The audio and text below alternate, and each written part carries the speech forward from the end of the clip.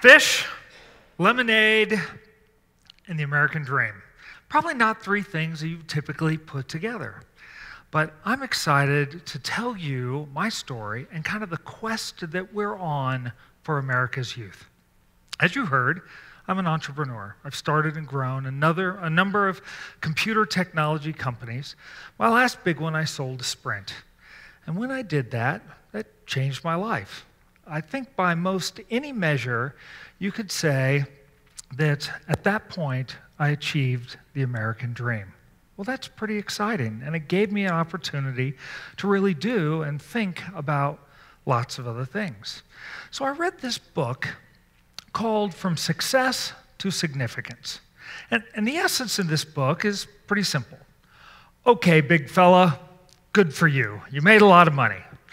But now, what are you going to do to give back? What are you going to do to change the world, to make it a better place?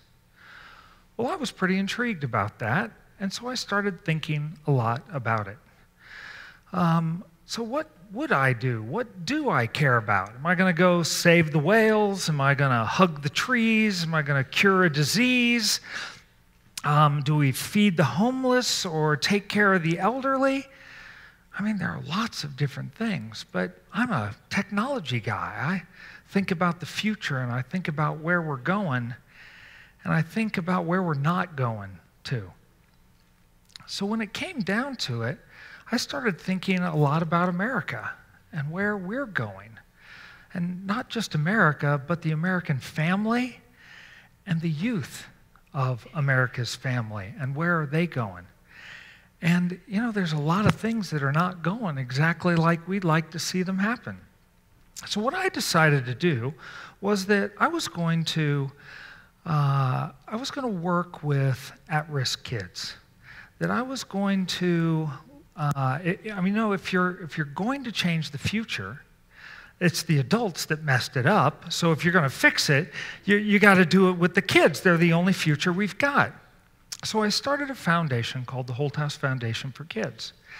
And I was focusing it on life skills and character, and wanted to really help them rise above the situations that they're in. Now let me tell you what I mean by at-risk youth. These are the kind of kids, of which there are millions of them, that are as bright and as capable as any in the world. But for a whole host of opportunities, they can't even see the opportunities in front of them. They're growing up in environments which are not conducive to creating healthy, happy, contributing members of our world. So, I decided to take a year-long learning journey where I went around the country and I was looking for programs that were renowned, full of best practices, having big impact on these kind of youth.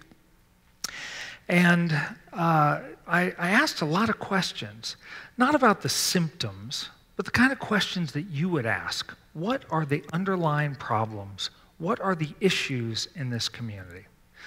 So one of the first things I learned was the American family is a mess.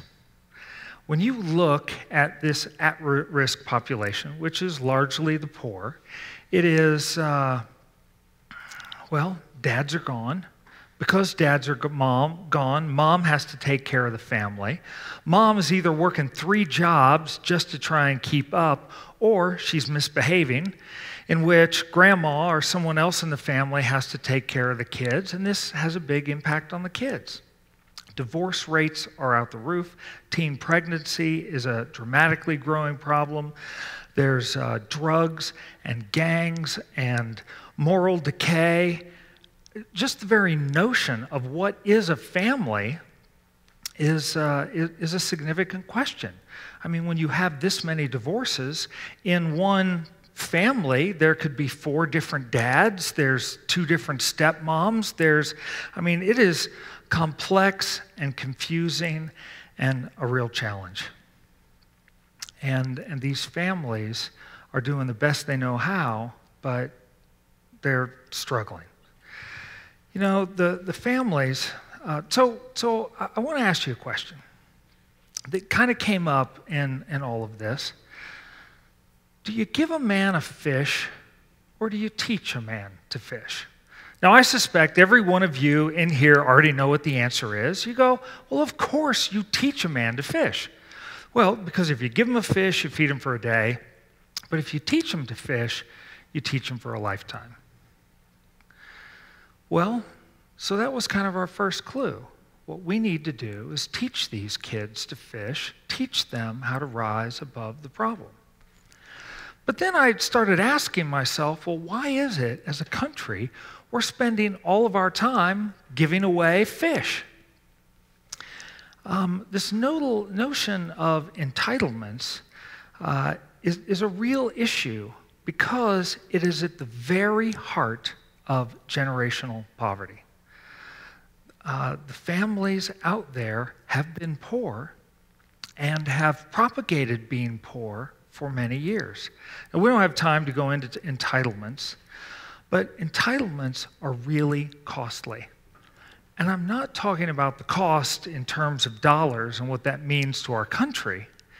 I'm talking about the cost of what it does to the victims that are caught inside that system. We have got really incredible people that, because of our generosity as a nation, we have said, well, we'll give you some fish in the short term until you can get on your feet. But the unintended consequences is that they get locked into the system. And it develops apathy, it removes their incentive in life, and it basically erases the American dream for these families. It's those unintended consequences that are so important as it relates to this group. So, we're kind of moving along and asking more questions. And so they said, well, the way out of poverty is education. Well, of course it's education. But it turns out it's not the education that you think. See, when most people think of education, they think of school. Reading, writing, math, science. They think of government education where we have standardized tests, where we're teaching kids how all of the academic pieces. Well, as I started diving into that, one thing became very clear, that there is effectively no correlation between academic success and life success. No correlation. So when everyone is saying, well, let's get these kids educated, they're talking about an education that does not help them or prepare them to be successful in life. Well, that's interesting. So if academics isn't doing it, well, what is? I mean, here's a little anecdote, if you would. In the last 30 years, the United States has gone from the highest educated population across the world to 32nd and dropping fast. Our schools aren't really doing anything different. We still have a teacher in the front of the classroom that's teaching all the kids, telling them they're taking tests. That hasn't changed. Well, if that hasn't changed, what has changed? Did the rest of the world just get smarter and are working harder and now we have to compete against it? Well, maybe there's some of that. But the big issue is that the family changed. And therefore, the kids that are the product of those families are different, and they show up into our schools thinking different, and to the point where our teachers are spending upwards of 40% of their time dealing with issues that are family issues, have nothing to do with academics at all. But there's a second set of education that it turns out to be most important of all. Now, it goes by lots of different names. Social and emotional learning, asset building, the whole child, life skills, character education, and the list just goes on and on. And what these skills are the things that our parents are supposed to teach us, but sadly, in too many situations, aren't teaching us. So it's like hard work and determination. It is having a vision for your future. It is moral compass that drives your life. It is knowing who your friends are and who your friends aren't. It is all of these different pieces around communications and hard work and trust and integrity that frames things for us in life. So with all of this, I came back to Houston and I started an organization called Prepared for Life. And I think Prepared for Life is indicative, the name, of what it is that we're trying to do for kids, to teach them these life skills and character elements. We're doing a bunch of after-school programs, and that's all going really good. Until one day, my precocious little 10-year-old daughter named Lissa comes up to me with one of her typical questions. "Daddy, can I have a turtle?" A turtle? Listen, you've got 3 dogs, 2 cats, a tank full of fish, you've got rabbits. What on earth would we do with a turtle? "But Dad, they're so cute, I can pet them." Pet them? Have you ever pet a turtle? The head goes in, you got a rock. What do you do with a rock? Lissa, no, we are not doing a turtle. So all day long, she's dogging me about this silly turtle. Lissa, we are not doing a turtle. So the next morning, I think we're done. The next morning, bright and early, at 6 a.m., Lissa comes bounding into the bedroom, jumps on top of me. "Daddy, Daddy, let's do a lemonade stand." Oh, now, that's about the last thing on earth I want to do at 6 a.m. on a Sunday morning, but she is insistent. So before you know it, we're out on Memorial Drive. We got our lemonade. We're all set up, and the cars are moving. It's "Dad, why aren't they stopping?" "Well, gosh, Lissa, I don't know. What do you think?" With all of my new knowledge that I've learned. I says, "Well, maybe they can't see our sign." Okay, well, so she goes and moves the sign, and before you know it, more cars are coming up, and we're about 30, 45 minutes into it, and Lissa is holding this fistful of cash, and she says, "Dad, look how much money I've made."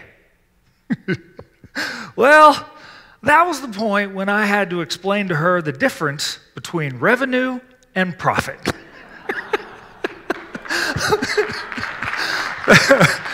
The notion that I was going to charge her for all of this stuff was just like unbelievable. I didn't have the heart to tell her about taxation. So we're kind of moving along. See, what I hadn't figured out that early in the morning was there's this direct correlation between the turtle and the lemonade stand. Lissa had a goal, and this is how she was going to accomplish it. So she figured the more she learned, the better off that she would be. She'd make more money because she wanted the turtle pond, the whole deal. So before you know it, we're talking about how the ice chest is part of the capital equipment of the corporation. We got fixed costs, we got variable costs, we got, we're selling perishable goods, and she's listening. It was one of the most amazing days of our life. I could not get it out of my head.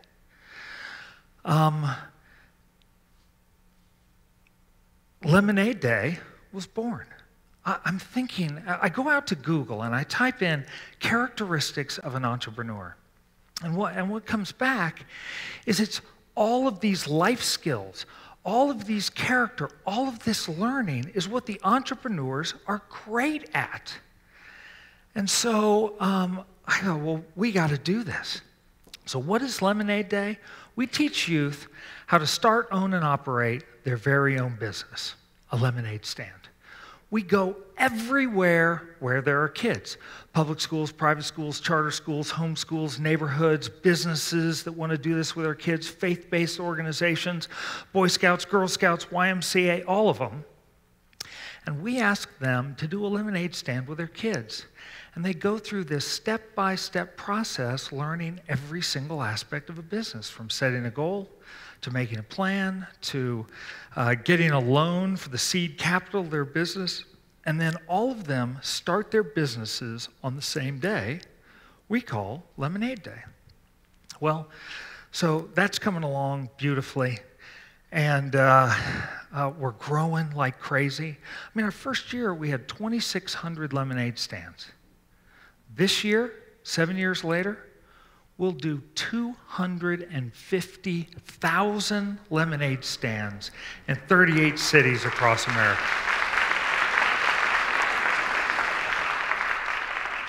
I want to show you what this is all about. Mom, Dad, can I have $10 to buy the latest piece of overpriced molded plastic? Sounds familiar, right? We have a whole generation of kids like Anna growing up all over the country that have learned plenty about how to spend money, but almost nothing about how to generate it. Anna was learning lots of things, but not the decision-making and leadership skills that she will need to be a business leader of tomorrow. Fortunately for Anna, she had the opportunity last year to participate in Lemonade Day. There, she learned how to run a business, learned how to make a profit, learned how to make critical decisions, and most importantly, she learned that she could do it. She could accomplish her goals. One day of selling lemonade changed the trajectory of her life. Pretty sweet, right? Anna's story is pretty incredible, and there are thousands more like her all across the economic and social spectrum, which is cool. But what would it look like for our future if it were millions of kids instead? That's something that could change the trajectory of our country. And that's where you come in. See, for every kid like Anna, there was a person, a leader, or an organization who used their business knowledge to support, teach, and build into her. They are using their skills and know-how from today to train the entrepreneurs of tomorrow. They understand that Lemonade Day is way more than just a one-time event. It's a chance to change the direction of our country and every life involved. Find out more at lemonadeday.org.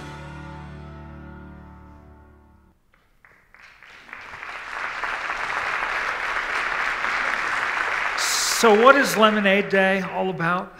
It's about teaching the American dream. As a really great little 12-year-old African-American student, when I asked him about Lemonade Day, and I asked him, what did you learn? He said, well, what you taught me was that first I got to decide what it is I want. Then, when I know what I want, I can put a plan together in order to make that come true. And then if I work hard on that plan, then I can achieve my dream. This kid made $300 in Lemonade Day, net $300. And then he looked at me and he said, how come nobody's ever told me that before? That's when it hit me. Lemonade Day is all about the American dream. So this question, do we give a man a fish or do we teach a man to fish? What I want to do is teach him how to own the pond.